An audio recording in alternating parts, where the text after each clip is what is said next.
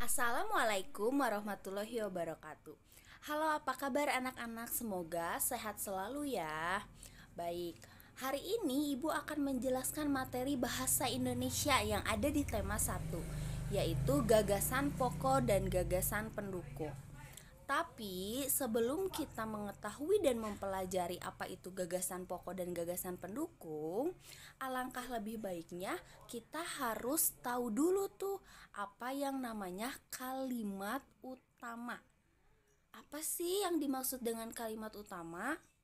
Yuk kita simak dan pelajari ya. Baik, kalimat utama adalah suatu kalimat yang menjadi inti dasar paragraf. Jadi di setiap paragraf itu pasti ada yang namanya kalimat utama. Di setiap paragraf, kalimat utama mempunyai 3 jenis atau 3 tempatnya. Pertama, biasanya ada di kalimat pertama atau yang disebut juga dengan paragraf deduktif.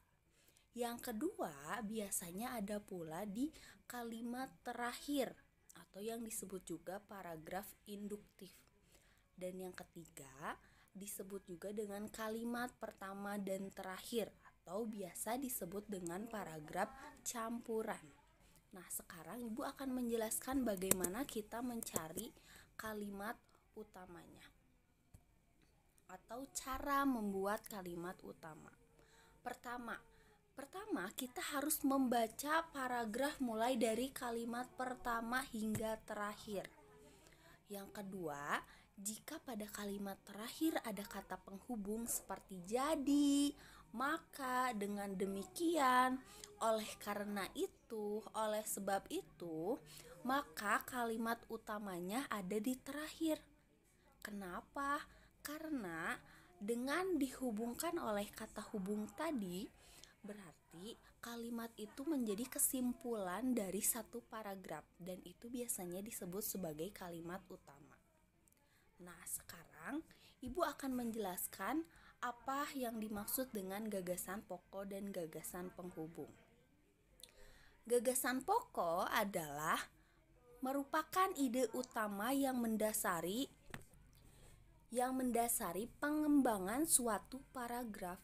Dapat berupa kalimat utama atau kalimat inti atau berupa pokok paragraf.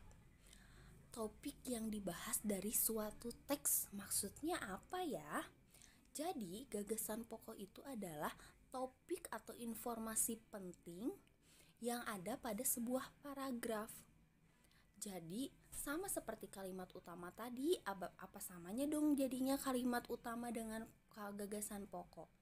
Kalimat utama itu bisa menjadi gagasan pokok atau kalimat utama bisa diringkas menjadi gagasan pokok.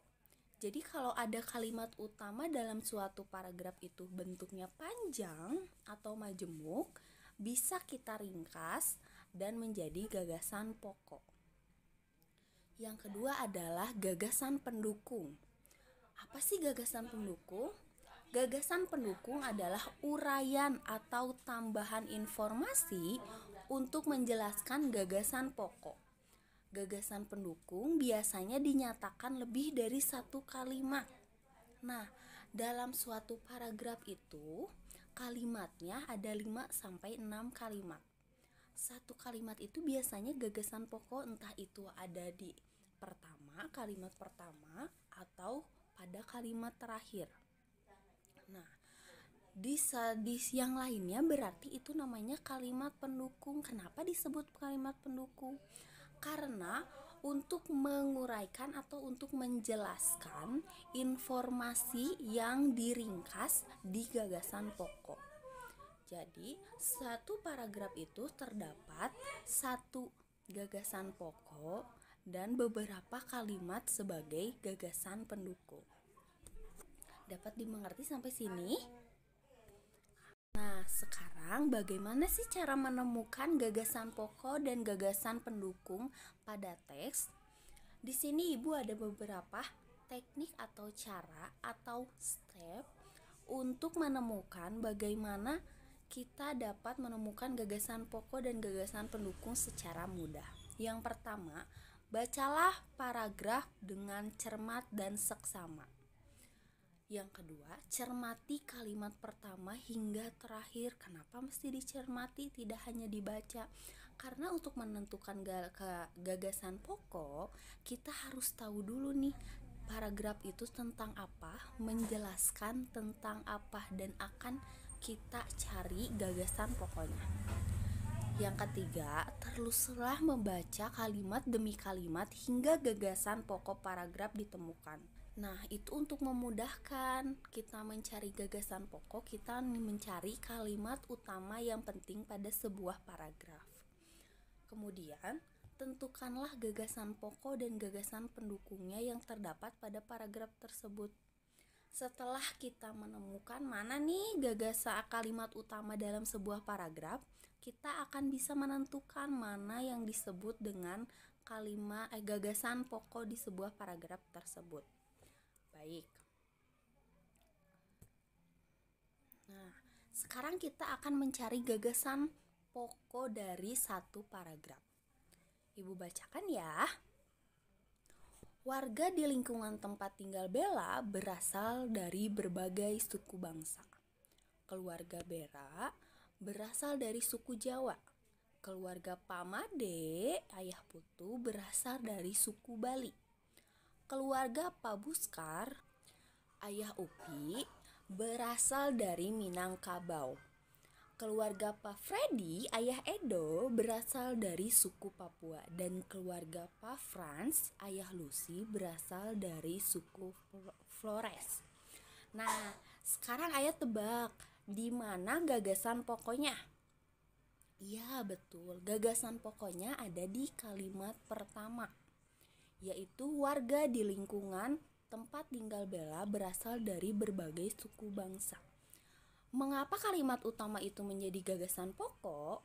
Karena kalimat utama ini memuat informasi atau topik yang sedang dibahas oleh teks tersebut atau oleh paragraf tersebut.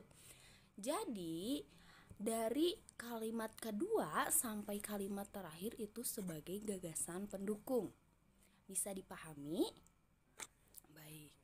Kalau begitu kita lanjutkan. Nah, Ibu punya teks yang kedua atau paragraf yang kedua. Indonesia merupakan salah satu negara di dunia yang memiliki keberagaman budaya. Negara Indonesia memiliki banyak suku, banyak ras, dan budaya yang sangat beragam. Keberagaman di Indonesia disebabkan karena Indonesia berupa negara kepulauan. Pulau-pulau di Indonesia tersebar dari Sabang sampai Merauke. Gagasan pokoknya itu ada di kalimat pertama, yaitu Indonesia merupakan salah satu negara di dunia yang memiliki keberagaman budaya. Dan gagasan pendukungnya, negara Indonesia memiliki banyak suku, banyak ras, dan budaya yang sangat beragam. Keberagaman di Indonesia disebabkan karena Indonesia berupa pulau-pulau di Indonesia yang tersebar dari Sabang sampai Merauke. Jadi gagasan pokoknya ada di awal kalimat atau kalimat pertama, dan kalimat kedua dan seterusnya pun menjadi gagasan pendukung karena menjelaskan atau menguraikan informasi dari kalimat pertama yang disebut sebagai gagasan pokok. Pertemuan kali ini Ibu cukupkan sampai di sini ya. Assalamualaikum warahmatullahi wabarakatuh.